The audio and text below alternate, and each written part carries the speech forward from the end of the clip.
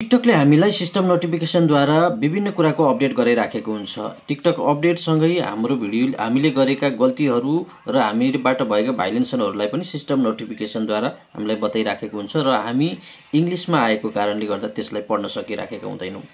आज म तपाईलाई त्यो इङ्ग्लिसमा आएको नोटिफिकेसनहरूलाई कसरी तपाईले सजिलोसँग नेपालीमा ट्रान्सलेट गरेर पढ्न सक्नुहुन्छ त्यो कुरा देखाउँछु। त्यसको लागि म टिकटकको सिस्टम नोटिफिकेसनमा यहाँ भिडियो डिस्क्वालिफाई भनेको छ, के कारणले भएछ भन्ने कुराहरू यो इङ्ग्लिसमा तपाईलाई पढ्न आएन भने तपाईले अब के गर्नुस्, यसलाई स्क्रिनशट हान्नुस्। त्यसपछि तपाईँ गुगलमा आउनुस्, गुगलको यो क्यामेराको अप्सनमा क्लिक गर्नुस्। त्यसपछि अघिको नोटिसलाई यहाँ ल्याउनुस्। त्यसपछि हेर यहाँ तलपट्टि हेर्नुस् त यहाँ ट्रान्सलेट लेखेको हुन्छ, यसरी ट्रान्सलेट गरिदिनुस्। यहाँनिर तपाईले चाहिँ इङ्ग्लिस टु नेपाली गरेको हुनुपर्छ, याद गर्नु होला।